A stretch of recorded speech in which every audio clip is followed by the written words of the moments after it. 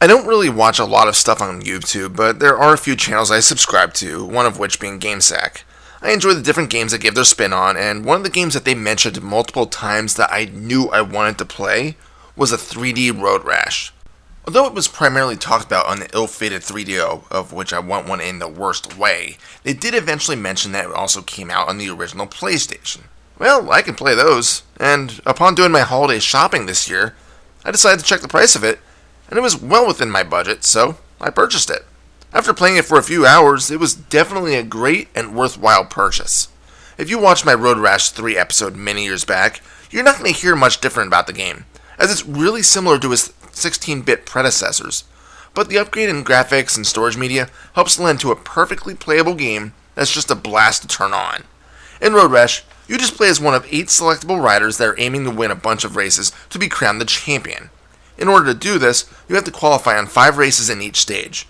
Once this is done, you move on to the next stage with 5 new races with increased distances. Here within lives the biggest problem with Road Rash. Take Road Rash 3 for example. The first level has you racing in Brazil, Germany, the UK, Italy, and Kenya. Once you move on to the second stage, you'll find that some of the locations are swapped, as Australia gets added to the mix. Locations keep getting mixed up until the end of the game, which helps from making it feel like you're racing in the same areas over and over like you're probably bound to do. Fast forward to the current Road Rash, and you'll find that the location switching doesn't exist. There's only 5 areas, and the only difference with them in each stage is the race distance. It's a shame if you're not good at the game or keep getting busted, as you'll have to keep racing the same tracks over and over again. Yeah, they're fun, but they are going to start to get bland regardless on how well you appreciate them if it's the only track you're racing on. As for the races, many of them are heavy on urban scenery. I don't mind that, as I've always been a fan of this kind of thing. Buildings whiz by, cars are a constant threat, and jaywalkers are going to pay heavily for the crime. There's still enough time spent outside the city though. There's plenty of roads going through the hillsides with decreased traffic and overall threats. I will say that it's a bit odd to see city, block or 2 of greenery, and then more city. It's like there's plenty of parks going through the city, or maybe it's just a loop around a few blocks and it's the same park? I don't know. One new feature I did like are the branching paths. At some points the game will split up with a left and a right path. Each one has different terrains, and it's up to you which one you want to travel. I will say that I found that the game glitched a few times on these though. For example, I went to take a right path, and the game's camera decided to keep going left, causing me to crash. If there's a guardrail preventing you from getting back on the road, you might have to live with a reduced speed on the grass until an entrance to the road presents itself again.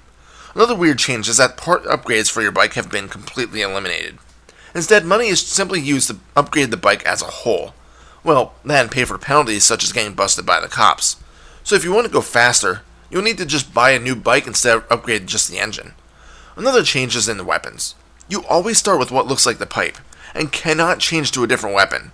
If you do lose your pipe, or any other weapon for that matter, during a race, you can use your punch to steal one, but every race always starts you off with a pipe, regardless of whether you replaced your stolen gear throughout the race. I'm not so sure I like this mechanic, but it isn't really a huge deal. You can still kick your enemies, and this seems to be more useful in this iteration of the series. Although it may not do immediate damage to your opponent, it can definitely result in some advantageous situations, like kicking your opposing racers into traffic or even buildings. Of course, enemies may try to do this to you as well, so get used to slamming on your brakes. If you're going slow enough, crashing into obstacles may not fling you from your bike, although it'll still take a bit of damage. The soundtrack to the game is pretty good, and contains a lot of grungy music. In menus, you even get licensed stuff from bands like Soundgarden. Pretty cool stuff, and I liked it. Speaking of menus, man are these frickin' stiff and clunky. In order to load your game, you have to choose the correct game mode, as the original game starts in the arcade-style exhibition mode. Once you choose that mode, you go into load, and then finally load the game. If you accidentally choose the wrong option, and just chose a new game, you have to first select the rider, then go into the bar, and then go into the restroom, which acts as the option menu. Then, you need to load it from there. Why not just have a simple load option right from the start? I don't think I have anything else to talk about, really. Road Rash is just a fun new game in the series, and although not much has changed, I can't complain because it's still as fun as the previous games.